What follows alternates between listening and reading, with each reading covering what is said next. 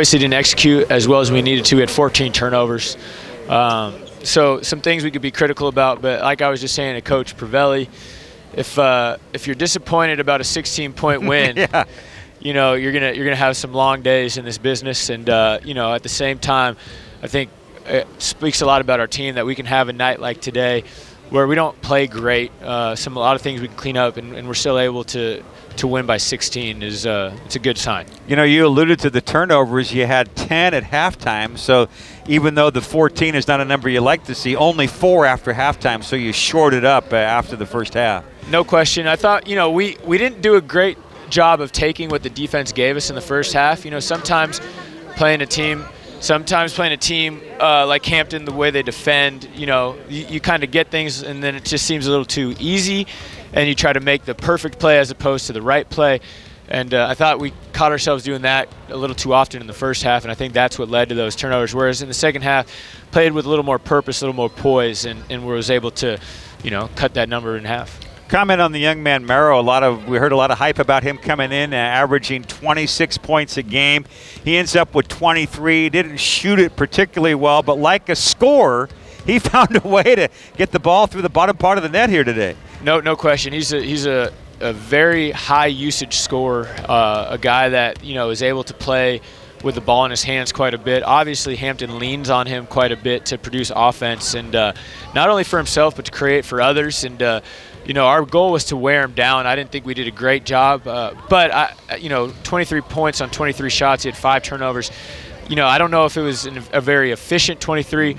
But at the same time, it kept him in the game. One guy I thought played really, really well for Hampton was Ben Stanley.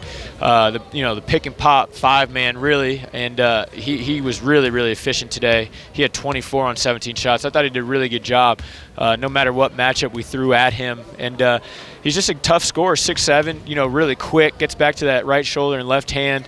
And, you know, he knocked down a couple threes, and we've been snake bit a little bit this year in terms of giving up threes to 5 men, and hopefully that's something that kind of goes away as the rest of the season, you know, continues on.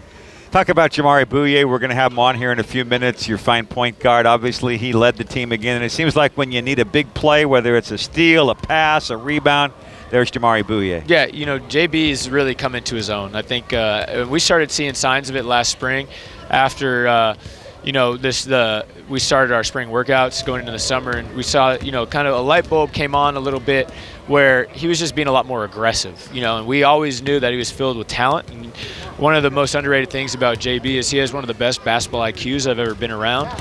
Just has a great understanding of how to play the game, but his confidence level is really high. His aggressiveness is really high, and he's been doing this all year. You know, at this point, it's not much of a surprise. You know, I hate to say I expect 16, 7, and 5 out of him, but I expect him to have a good night. And he does a great job of taking what the defense and the opponents give him.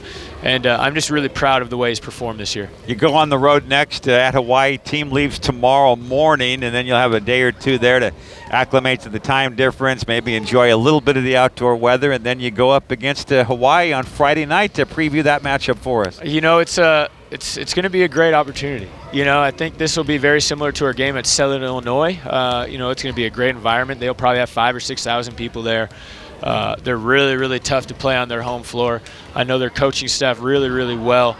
Guys that have a high, you know, a great level of respect for. I know they're going to be really, really good defensively, pretty grimy. I think they'll really try to slow the game down and make it a physical battle. And it'll be a battle of wills, you know, so to say. We're going to try to get up and play fast, and I think they'll try to slow us down. So whoever does a better job, you know, controlling or forcing tempo, I think we'll have the upper hand. But you know, what I told our guys just now in the locker room is we better bring a better effort on Friday than we did tonight, or else we might be looking at our first loss of the season.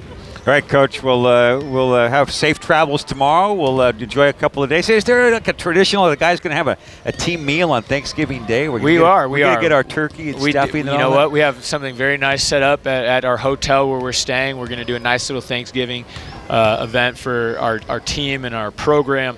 And it'll be coming on the heels of a practice, so our guys should be pretty hungry and, ready to fill themselves. They'll be ready to eat after that. And I want to, make sure that they do a good job of just kind of managing their plates. I don't want them to get too full leading into the game on Friday, but at the same time, it's Thanksgiving. It's Thanksgiving. We're going to go out and enjoy ourselves. Try to hit the beach tomorrow, and do everything we can to prepare ourselves to compete for Friday night. All right. Well, pack your shorts and polo, and we'll see you tomorrow at the airport. Can't wait, Pat. All right. That's USF head coach Todd Golden. His team 7-0.